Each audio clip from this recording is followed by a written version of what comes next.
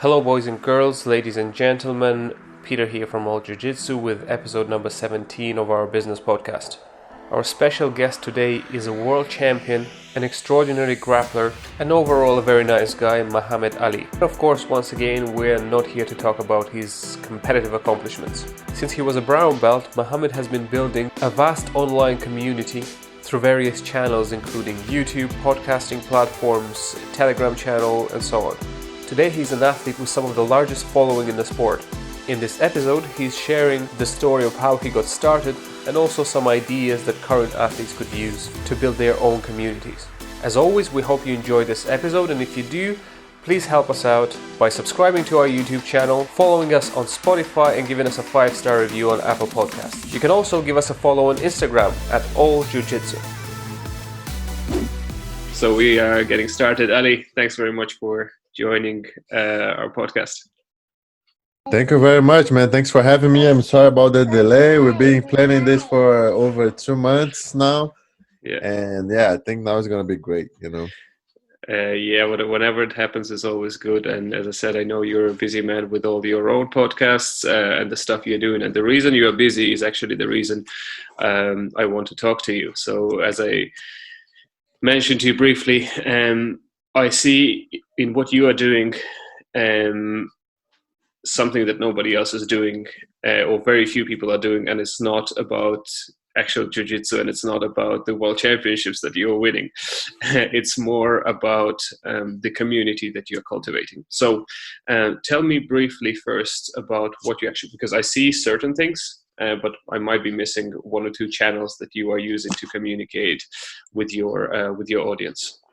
Okay, so I started a YouTube when I was brown belt, and it was basically to help my friends back home, and what happened was that my friends didn't watch me. People who started watching me was the people that I didn't know, but they wanted to, be athletes and win tournaments and everything. So that's how it started. And eventually I start understanding that most of the people that was watching me was like white belts, blue belts, the beginners. And then I was like, man, I don't even do content for the beginners. Now looking back, I was making content for myself. And I realized that, man, I don't have time to watch my own stuff. I don't have time to watch my stuff. Why would I expect high-level athletes to watch my stuff if I'm not watching nobody else's stuff, And that's when I start making content, creating content to help people that I was going through problems that I went 10 years ago, and that's how we started. So now I have a podcast with interviews, which we call Soltinhos. And the way it started, it was a little crazy too. I can tell you this story. And then I have a podcast that is all about myself every Monday, that I only talk, like I talk about jiu-jitsu, but my focus there is not talking about jiu-jitsu. My focus is just, I say useless stuff first, everything, like, let's say, one thing that I say is, I think is not funny, but it's weird. Girls now putting, getting their lips big, I don't think anybody likes that, but they keep doing it. And then I'll talk stuff like that. Man, like, if you look good, you look good. You don't need that. If you look bad, you look bad. You don't need that kind of thing. So I kind of just, I just try to be myself in there, talk about anything. Not a big deal, no anything. And then I have like vlogs that I do sometimes. I haven't been doing a lot of vlogging because I don't think it helped a lot of people. Even though I get more views, I get more attention, I don't think it helps that much, So my focus is always trying to find a way to help somebody who is trying to make a living or being an athlete or just getting better, to beat up friends at the gym. So that's what I try to do. And yeah, that's basically what I'm doing. Or you want me? Yeah, and at what point, I guess, did you realize that people are responding and people are engaging? So I guess it wasn't, because everything that builds into something significant takes consistency, takes a bit of effort. Were you kind of just keep putting the content out there? And at what point did you say, hey, it actually is triggering some response from people? Yeah, as I said, I was expecting to have like 10, 15 people watching because it was for my friends back in Brazil. And I was nobody. I was brown belt, winning brown belt stuff, but that doesn't mean you. And what happened was I had 20, 40, 50 people watching. And then I thought it was like they were my friends. But eventually I started realizing that my friends didn't watch because they would ask me questions about something that I just said on the YouTube. And I was like, man, I just talk about that on YouTube. Why are you asking? Like the reason why I make YouTube stuff is because I don't want to be saying the same thing over and over and over.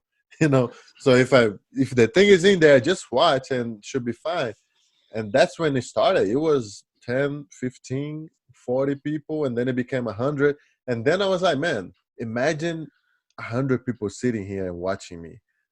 Because I wasn't a structural. I teach seminars, I teach classes, but that's not my job. And that's when I was like, man, 50 people is a lot of people. Because if every one of them say something to one person, then it grows very fast. And then it became 100, and then 200, and then I got like 1,000 subscribers. I was like, man, that's a big deal for me, because I wasn't comparing myself to other people. I was just amazed about, man, 50 people is a lot. And then 1,000, 2,000, 5,000. That's how it started. Like it was great for me because first I didn't know what I was doing. And that's when it was good to be little because the mistakes I made, not a lot of people are watching. So the more I learned, the more I got used to the camera, to the video, to everything, editing, and the better I got, the more people I start getting into my channel. And then I started winning tournaments as black belt too. So everything came together. But it was, as you said, you need to put a lot of content before you watch. Like Gary Vee says that kind of thing all the time. He said, man, don't wait for the viral video. Just put videos out there. And one day a video that you don't expect to be good, people are going to like more. And that's when we started. With me was I did 10 tips for white belts. I didn't expect to be good. And then I went to sleep, man. The next day I had like 20,000 people watching. And then it became 30, 40. Like now I have like 400,000 people that have watched that video. And I have others like that too. So that's how it started. Yeah, that's quite fascinating, and especially when you're saying like you didn't really know what you're doing to start with. What about now? So how do you? I guess part of it is your own experience. You mentioned you're watching some Gary Vee. He obviously puts a lot of good content with it, which I think I'm not generally into this type of stuff. Somebody with that energy usually talks a lot of nonsense as well, but he's actually really good once you go behind. It's like, Yeah, so what I think about him is that if you're very focused, you can keep watching him. But the moment that you're not as focused or you think you already know something, you have a direction already, you're gonna quit watching him. You yeah. know, and that's what I try to avoid with my things. Because if they very focus on learning jiu-jitsu and they're gonna be watching me every day, but then eventually when they like, okay, so now I got my blue belt or I got my purple belt and I'm not as focused as before. Mhm. I have my job, I have something, and that's when they quit watching my stuff because they over that phase of their life. Mhm. So that's why I started my podcast, which is more entertaining. So I'll show them a lot of people that I'm just like them, Yeah. but I happen to focus and dedicate myself 10 years into one thing every day, and then I became very good at it. Yeah, nice. So, and then my question was, how do you educate yourself now on the topic of community management, on the topic of broadcasting in one way or the other, whether it's YouTube or something else? So, how do you stay on top of things and make sure that you are doing, uh, creating these new ways of communicating so that people are still engaged, even though they're, as you said, past maybe past your YouTube channel, but they can go into your podcast and stuff like this. Yeah, it is harder now, I think, than it was before. Because at first I was just trying to learn something new, and then it became a job for me, but I wasn't getting paid to do the job, and that's how I started losing motivation, because I was like, man, you guys don't pay me any one videos every day. And I kind of felt weird because, man, they not paying me, but they treat me as they are paying me. They expect content every day at this a specific time and everything. And then I lost motivation a little bit, even because I thought that I had enough content there to help people. Like, man, if you need help, eventually, if you watch my videos, you're gonna see there something useful. And if you for some reason forgot, you can just watch it again. And that's when I start losing motivation. And then talking to my coach, he's very good at marketing. He's very good at making money and that kind of stuff. He was the one telling me, man, you need to build your email list. I was like, why? I don't even open my email box. Like, no, I don't like that. And then eventually he was saying that, like, man, you need emails. You have to actually start making money off that, because. And then he told me exactly what was happening. And then he was like, man, are you selling something? I was like, no. He's like, how do you expect to make money? Are you waiting on like YouTube ads or monetization? And then I was like, man, I didn't even think about the money yet. But now that you're telling me, I think that's the wall I'm hitting now, because, man, I'm not making money. That's why maybe I'm losing motivation. And that's when he was like, man, you have to start thinking about a product. It can be an institutional DVD or whatever, because I always refuse to just teach techniques for free. I was like, man, I don't want to teach my techniques for free, because, that's my job. But I can sit down and talk to you. And I didn't realize that that was a job too, just as important as teaching techniques. And that's how it started, man. I started thinking about like marketing, whatever. And the way I do now is that I basically give a lot of people a lot of free content, but I also have a product that I sell from time to time to help people get better at jiu-jitsu. So the way I organize stuff, I don't know, man. I just say whatever I want to say on the podcast. And with the YouTube, I try to answer the questions. People saying questions, and then oh my God, that's nice to say. And then I say, and I don't have a lot of rules, because I understand now that people have to tell me what they want to watch or listen. Because I was a little arrogant at first, because I was like, man, you know what you want, but you don't know what you need, you know? And I'm trying to give you what you need. But a lot of times what they need is not what they want to watch. And and as a coach, or you know that as a coach, or as a leader, you kind of have to understand how to give them both. Yeah. And now I'm losing their, like, I'm more open to, okay, what you want to watch. I'm not going to talk about nobody else, because that's how I look. Man, did you see what Gordon Ryan said? I said, no, man, I'm not talking about that. But if you're trying to get better, ask me what you need to get better, and then we're going to talk about that. That's how I work a little bit. So it's like wrapping a bitter pill that they need into candy, so that and feeding it. And Yeah, again, man. as you said, you can, and a lot. I think that's quite prevalent in our sport. That kind of sets up a certain levels of authority, right? You are a black belt, especially if you are like a recognized black belt. You feel that you know better, and you do in a way. But if you are too stubborn, and the way of your delivery, so you need to deliver that medicine. But if you just try to shove it, eat, you know what I mean? It's you can only get so far with this. But if you wrap it in the correct package, I think people will be a little bit more receptive, which in turn will make them want more, to the extent that And then eventually you're going to help more people, right? Because if there are more people watching, eventually you're going to have more people that actually learn something from that. And like if you have like 1,000 people watching, and then if you help one, it's great. And but if you have 100,000, if you have like 1 million people, like you probably gonna help more people if you have more people watching. So yeah, you have to learn and understand how to do it, and not being annoying, not being too arrogant, because you think you know better. And yeah, man, it's hard, but eventually if you start listening to them, what they tell you, man, like that's what I want to learn, man. I don't want to learn about no basics.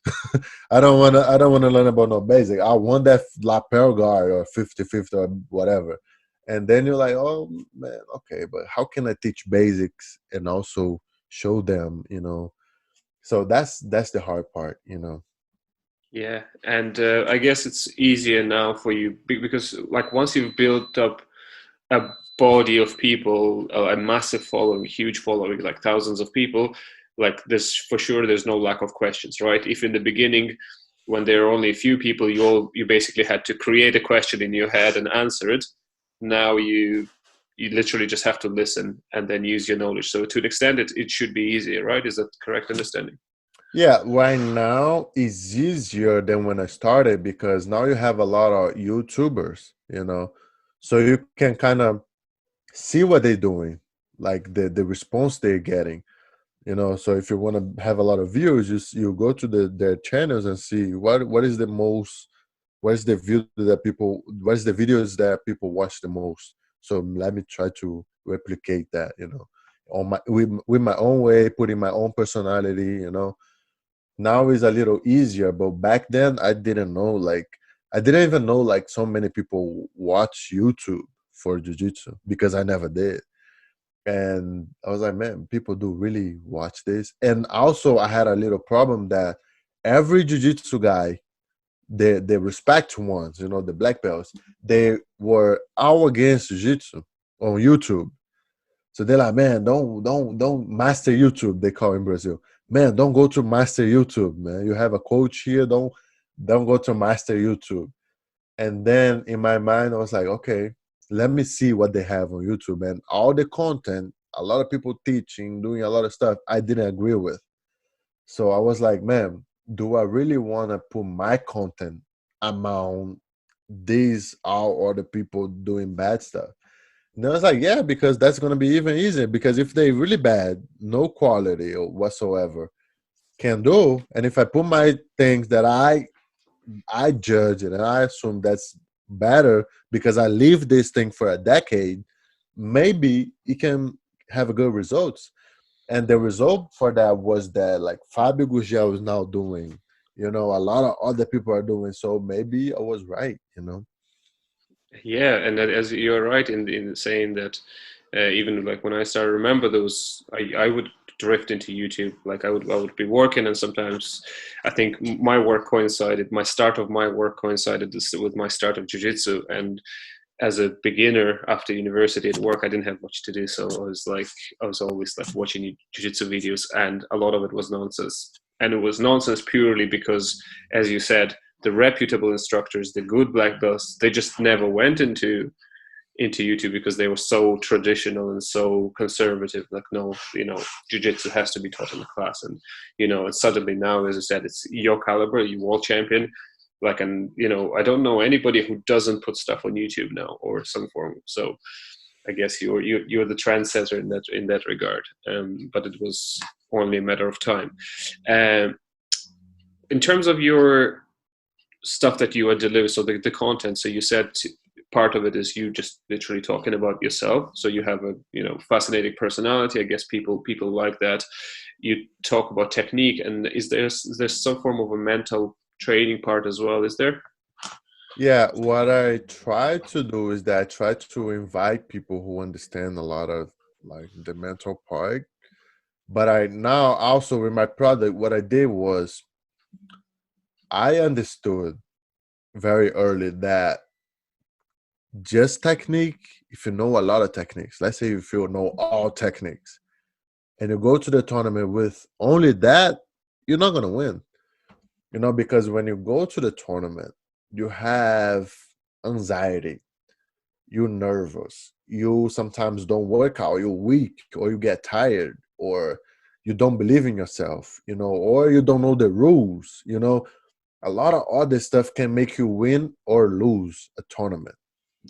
And what I did was, with my training program that I have today, I basically divided everything. Like, oh, okay, so I'm gonna teach you techniques. Okay, but we're also gonna talk about the mental part. We're also gonna talk about strategies. We're also gonna talk about the rules and everything else. So that's what I kind of did in my product. I have, man, is a huge thing. And yeah, we do talk a lot about mental and everything, because in my opinion, that's the most important thing in every single sport. If you watch people like the high level athletes, man, they're gonna every time show something that is very particular about them, and that's not technique necessarily. Technique, of course, you have to know the technique, but if you do something over and over and over for 10 years, you're gonna get good. There's no doubt about it. But do you believe in yourself enough to go there and beat the people that you used to watch on the television? Because you're watching this guy for 5 years, and then eventually you have to fight him. Do you believe you can beat him? And that's hard to believe, if you really think somebody's very, very good.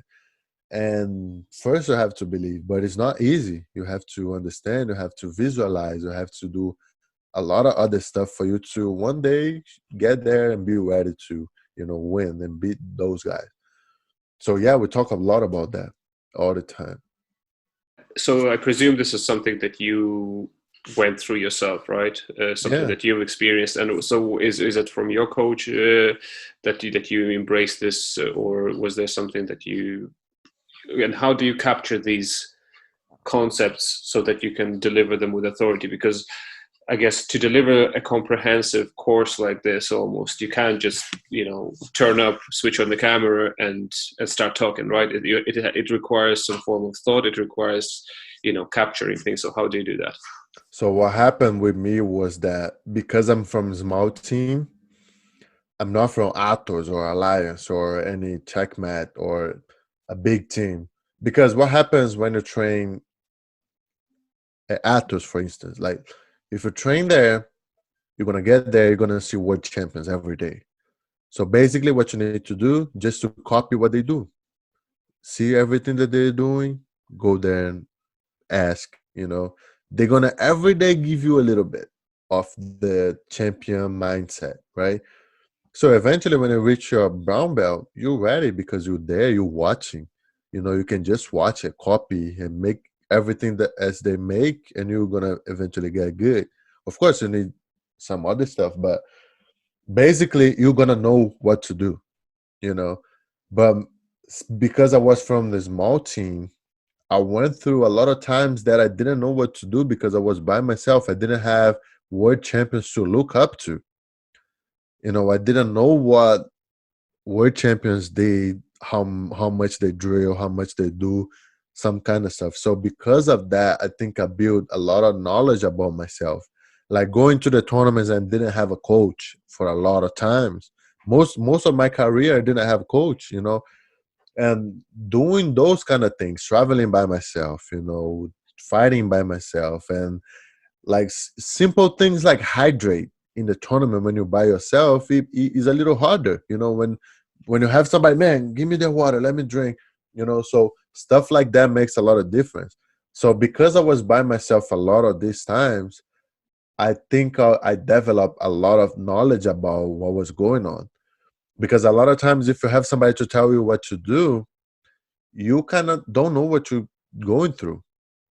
You're just following the instructions, which is great, But because I was a lot of times by myself, reading a lot of books, I love reading, So I would read about MMA athletes, golf, tennis athletes.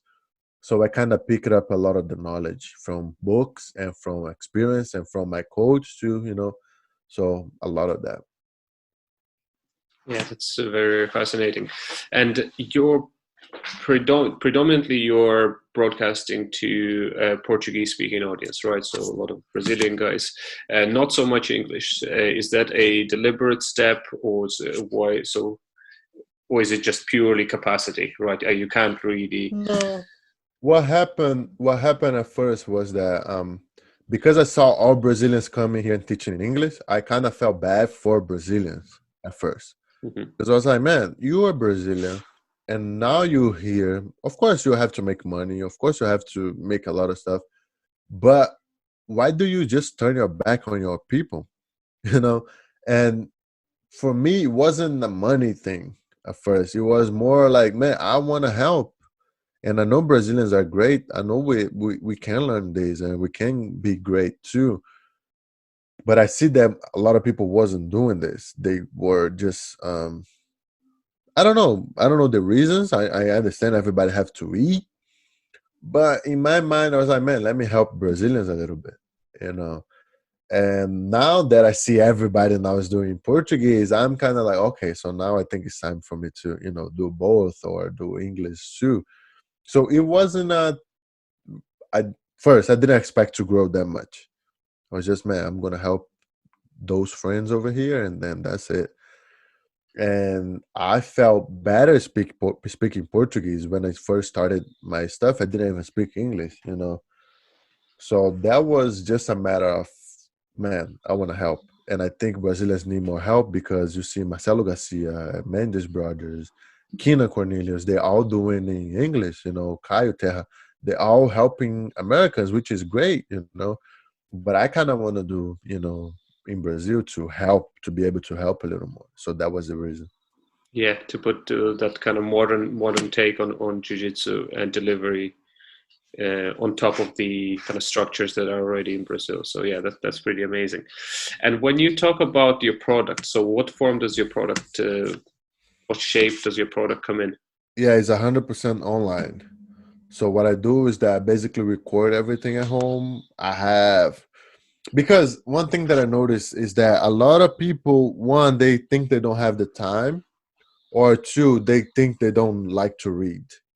That those are the things that people think, but I don't believe in that. So what I do is that, man, I read a lot, and I understand that to be successful, you have some characteristics that you have to follow. Either if you know or you don't know, you're doing it. If you're reaching a certain success in your field. So I put a lot of stuff together from the books, and I talk about not just that, but I have one. The first part is just talking about Napoleon Hill. You know Napoleon Hill? That was from the Think and Grow Rich Yeah. book. So first I talk a lot about Napoleon Hill, like visualizing stuff, like specific knowledge and all that. And then I talk about the mental part. So I bring professionals to talk about what we just think we know. Because a lot of times you go through stuff, but you don't understand what's going on in your brain, and you assume that it's going to be the same for you and everybody else when it's not. Everybody have like different traumas and all that. So I have like psychologists and everything, these kind of people talking. For the physic part, I have like a physical part.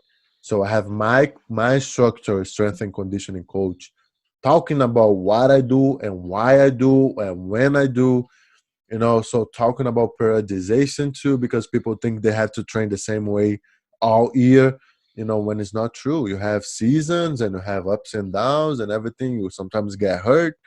So I also talk about nutrition. So we have a lot of information, and sometimes you don't want to read 20 books, so you just go there and learn what you want to learn, but everything's going to be there for you.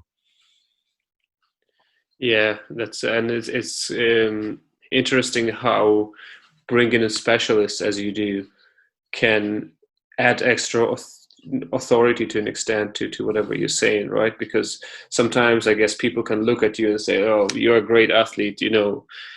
Yeah, but you don't anything, know. yeah, anything you say or anything you do is going to work out just because you are so good. Do you know what I mean? And I And that hear, and that was a problem that I had, because at first my clients, my students, they didn't want to learn from specialists. They're like, no, man, we don't need nobody. Like, if you say what you do, that's fine. And then I was like, no, man, because I'm not you. I was running when I was a kid. I was doing basketball. I was doing soccer. I was doing all other sports. And when I started jiu-jitsu, I had a little coordination with it. I had a little something. I was a poor kid in Brazil, so it's different. You know, so but people was like, man, if it works for you, it's gonna work for me. But at the same time, it's good for you to understand. It's good for you to understand, man, what goes on your mind when you're nervous about a tournament. Because I don't feel that. I don't. Of course, I get nervous. Of course, I have anxiety, but I know how to control it. But a lot of people, they first don't know what they feel. And second, they don't know why they feel. So they think they should just quit jiu-jitsu or stop competing because they feel like that. But when it's no, everybody feels like that too. So if you have to work, you have to work through it, to learn. But somebody have to tell you, man, that's what's going on in your brain, in your mind, and that's how you should do. The more you do, the better you're gonna feel. So a lot of tricky situations happens, and if it's just an athlete, of course I don't know a lot of stuff about brain, about the human body, human emotions. I don't know a lot of that. So I also bring specialists to talk about these kind of things. Yeah, so I think it's almost like there's two ways to success. One, you have to understand all of these intricacies, how to manage them, or you have to be completely ignorant to everything and just be somehow mad good. I actually think sometimes being stupid is good, man. Yes. Because like Helio Gracie used to say that he was like, man, if you're very intelligent or if you're very strong, it's hard to teach you. Yeah. Because if you're an engineer or something, and if you're very intelligent, you're gonna question everything. And a lot of times you're gonna waste a lot of times questioning instead of just doing what people are telling you to do. Yeah. So very intelligent people are tricky, but if you're very stupid too, you're gonna train too much and you're gonna get hurt. So you have to be a little ignorant. If you're ignorant and you just don't know it's impossible, sometimes you're gonna do. Yeah. And you don't have any classic instructionals as such, right? So like at the moment, everybody Yeah. has. Oh, there's a DVD. I still I don't. have, I have, but only inside my course. Yeah. I plan to start selling more. But because at first I didn't believe in that, I didn't want to trick people. In my mind, I was like, man, if I just give you a technique, and one, you don't feel the technique. If I'm not there to make you feel how I put the pressure and everything, first you're not gonna learn if you just watch a video. And second, man, I don't know. For some reason, I didn't feel comfortable doing this because I don't think that's how you learn jujitsu. But that was me being ignorant and old school too, and a little too much arrogant. Because people want to get it anyway, and it's their money. You don't have to judge what they're doing with their money. So now I'm kind of like, okay, I'm gonna teach some stuff. But not as I said, not in the classical sense. Oh, this is my DVD. Go buy I it. will, I will, I will. So what I want to do that too, because like if I'm giving you like this huge package of product with everything that I know, that I say, that I do, sometimes you don't know if you need that, especially if you're a white belt. And if you don't know if you don't know it's gonna be good for you, because you never watch me teaching or you don't know my personality or whatever, sometimes you want to get a little piece before you get to the best product. Sometimes you're like, man, let me see, let me watch his class first before I join the gym, whatever. So sometimes you have to give somebody something first so they can try, and then, okay, I like it, give me more. Mhm. So I think I want to do that. Yeah. And another thing I know that you are using, which again I don't see too many people, is various forms of messengers. So you communicate. You have a Telegram group, right? Yeah, I have a Telegram. So one thing that I did was I wanted to have like a mastermind group with my, what the people who bought, my clients, let's say like that. And what happened was, if I put it on Instagram or Facebook group or WhatsApp, what would happen was that I would be competing against their family, their dogs, their jobs, and everything. So I'll be like, man, we're talking about something that's important for you, but now you have to watch somebody else's texting you and everything. And then I was like, man, if you have an hour a day for yourself, nobody should get into that hour. It's yours. And that's how you're going to be happy, and your wife is going to be happy too, because you're not going to make nobody happy if you're not happy yourself. So that's how I came with Telegram, because I was like, man, if we get to Telegram now, it's us here. There's no family, there's no, so that's why I try to tell them, man, as long as we're here, we focus on getting better. And then you go back to your group, family groups, jiu-jitsu groups, or whatever. Yeah, it's a pretty unique channel, and I know, like, so I'm from Russia, and Telegram is a Russian, Oh, Russian messenger. It was developed like a few years ago, and it's hugely, hugely, hugely popular in Russia. oh, I And didn't I know. and like people are using it in so many different ways that other things. But I was talking to somebody else recently, and I was asking him, why don't you use telegrams? And he goes, well, in my country telegram is only used by criminals and drug dealers. so Oh, so you have these different preconceptions of, this is a and that useful. would be that could be an opportunity, right? Like what we said, because YouTube was only for bad content. Yeah. That's an opportunity, man. Put your content that you think is good, so put it out there. It's gonna be great. That's an opportunity. So if nobody's using Telegram and they start using, that's an opportunity too. So that's the difference of approach, right, from person to person. Yeah, and I think it's massive potential. So if anybody's listening to this now and you are in a way want to commercialize, dial back, you rewind back 2 minutes and re-listen to this again, because Yeah, that's really important. What you said about, because it's literally competing with other things that are going on in all these platforms. Whereas, something like a messenger, it's unprecedented access to people. They give you the license to talk to them, right? It's not like Instagram, because, and also you can't really understand what exactly, and measure exactly what's going on in something like Instagram, because so many, hashtag likes, you know what I mean? It's like they don't really mean anything, where there is, if it's something like a Telegram messenger. And again, Telegram is just one of the tools. I'm pretty sure yeah. there are other ways. Telegram is almost like an email, Yeah. but it's easier and it doesn't feel as professional. Yeah. Because every time you get in your email, you feel like you're about to do something serious, Yeah. and sometimes you don't want to deal with no pressure. Yeah. And that's when you go to Telegram, that is not a WhatsApp, but it's not an email, it's somewhere between. Yeah, the way these things work in Russia is they're basically Telegram channels. So people develop I have these that too. I have Telegram that too. channels, and there's the whole businesses are built on Telegram channels. So you have like a news outlet. So like some of the biggest news providers at the moment in Russia are based in Telegram. So you Oh, don't watch TV anymore. You don't watch YouTube. You don't. It's literally a channel that oh my has like God. 300,000-400,000 people subscribed to it And that and was the getting thing text. too. On WhatsApp, you have a limited number, right? You can only Yeah. put 200 people on each channel, and that was a struggle for me too, because I had like 360 people on my group. So that's why Telegram came, and it was pretty good too. Yeah, and then obviously, as I said, it's like a email list, and you can, and all the things that are associated with the email list can be applied there. Whether it's some form of direct marketing or whatnot.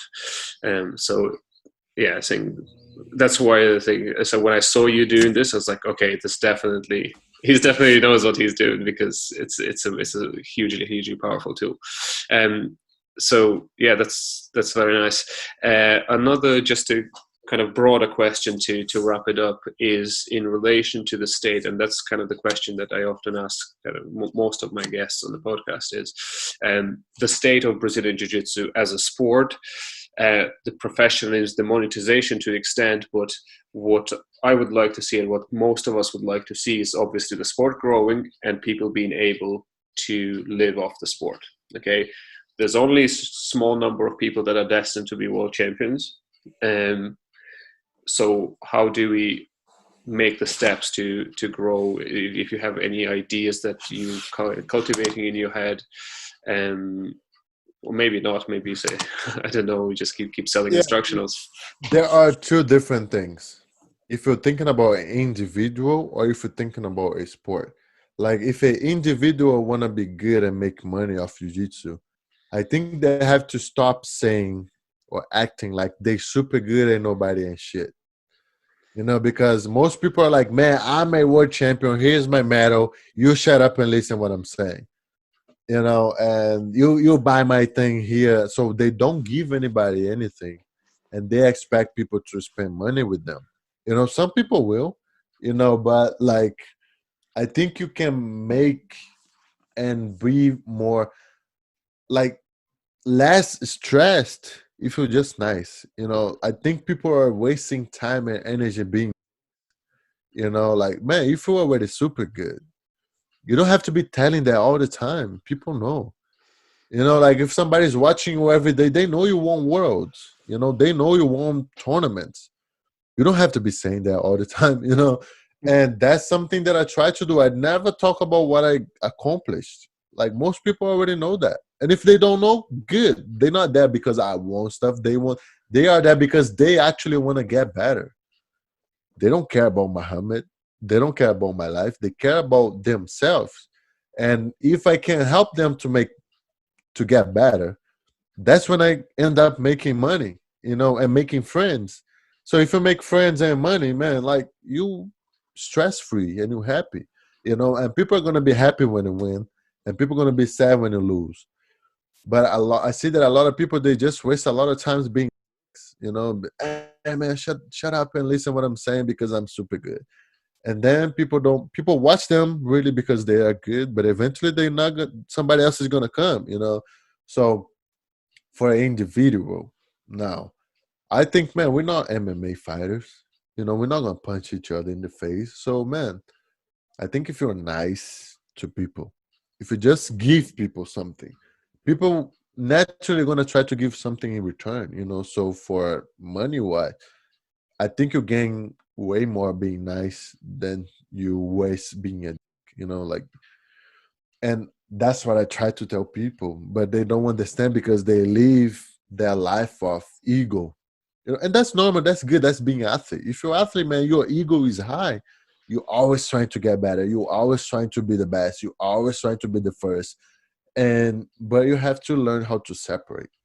That's my opinion about making money as an individual. But for the whole sport, I think we need more people training. And how do we make that? We make that by showing a mom that look at this guy, he's very nice and he's really good. And the mom is gonna look like, oh my God, so I'm gonna put my kids in there because they're gonna learn some discipline. But if a mom or a dad or like I have a daughter, if I see somebody doing very bad things, whoa, what does he do? Oh, he's a fighter. Oh, okay, my daughter's not gonna fight because I don't want my daughter hanging out with these kind of people. So I think for jiu-jitsu to grow, we need more people together training, more families, not just guys. We need girls. We need women. We need kids. We need families in the gyms. So if we want to do that, we want to treat people with respect. And if we do that, a lot of people are going to be attracted to that because in the world we live now, man, a lot of bad things are happening. And if somebody see the gym as a place that they go, they're gonna feel better. Man, I go to the gym, I feel better, man. And you know what? I actually lose weight. And you know what? I actually feel better. I have more energy. But different than, let's say, a striking kind of thing. You go there, you lose weight, you feel better, but it's a little stressful. People trying to be tough all the time. Like we don't have to be tough all the time. We're humans. So that's what I think. If we start doing that a little more, if we start being more friendly with people, regardless if they tough or not. Because sometimes you don't even know you're tough. Sometimes you work hard, but you don't know yet because nobody ever taught you how to do something. So be patient with the white belts. Like that's what I think we're gonna grow eventually. But if we keep promoting these people who promotes hate all the time, I don't think that's a good way. Yeah.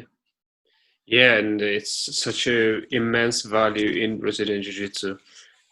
And if we're not utilizing this, because sometimes what you hear an argument, and this is it kind of gets me going as well a little bit when people are saying, well, do you know, back in the day in Brazil, people used to fight and stuff like this. But let's say, assume this is all true. Okay, even if this is what true, why do people want to start jiu-jitsu these days? Because let's say they completely misunderstand the concept of Brazilian jiu-jitsu. It was all this, savages just walking around, and there was no, honor and kindness of any kind. Even if that was true, most of us in the current generation got into it because of the values, because it was something that we were presented with, and say, this is a noble art, this is a gentle art, this is, so much kindness in it. So do we just have to kind of throw this away and say, hey, let's just be completely you know so yeah, I think what you are saying is not only correct but essential for this to grow. And had also very, very good conversation a couple of episodes ago with Master Ricardo Liborio, and he said something very, very similar in relation to kids training, and how you communicating through the kids to the parents as well, and you let the parents understand what kind of character you're building with the kids. And if the Yeah, parents man. are, Like I watch all the time, and I understand the parent now. I understand the athlete. I understand the instructor. I understand everybody, and we all here because somebody's training and paying memberships at the gym. Somebody paying buying gi, somebody buying flow grappling. The more we help this thing to grow, the more benefit we're gonna get from. But a lot of people, because they all into this thing of being the best, sometimes they misunderstand some stuff. yeah, Especially like you're from Russia, so you understand respect. You understand struggles too. And then a lot of those countries, people don't ever have to struggle for anything. They have everything perfect for them, and which is nice. Congratulations for you. So maybe because you never had to struggle for anything, you don't understand respect, and you don't understand some kind of things. And that's why I think people should start looking at the masters, and understand, man, like respect. If you respect somebody, is good for you, not just the person. You're making the world you live better, just by being nice to people, yeah, and that's not jujitsu, that's life. But we, as a jujitsu people, as a martial artist, we know we kind of deal with that all the time. So we can teach people that and make something get better. So that's the yeah. way I feel. Yeah, no, I would agree with that, and I think it's a good note to finish on, a very, very positive. So really appreciate. I think this is probably one of our most important episodes for what we are trying to do with this podcast and promote. The business side of Brazilian Jiu-Jitsu, but as you said, it neatly ties with the just lifestyle and how you behave as a human being. And if you don't behave properly, let's say, and you're not kind to people, it doesn't matter what you do on the business side. You know what I mean? That's the way I feel too, because I don't care if you won worlds 15 times. If you don't look at me when if I go to your seminar and you don't look in my eyes and don't shake my hand, if you just look at me like, oh, that's more $100 paying my seminar. If that's the way you feel, if I feel like a number, I won't care about your titles or anything. And I think humans are like that, Yeah, especially now. We understand, man. This person actually treat me great. Like if you meet Hanzo Gracie, man, the guy's gonna shake your hand. He's gonna remember about you next year when he meets you. And I think that's jujitsu, you know. yeah, But some other people, they treat you like nothing, and they're not even that good. And I'm like, man, come on, bro. Like, what is the point on being nice? Why are you gaining? You're just living a stressful life because you are to people. Yeah. Yeah. Be good. Be nice. That's the key message. Mohammed, thanks very much for your time. Really appreciate you being on and give us the time and talking the business, talking the right things. I think people will find it really really useful. So once again, thanks for your time and thanks for coming on to the podcast. Thank you very much, man. Appreciate it.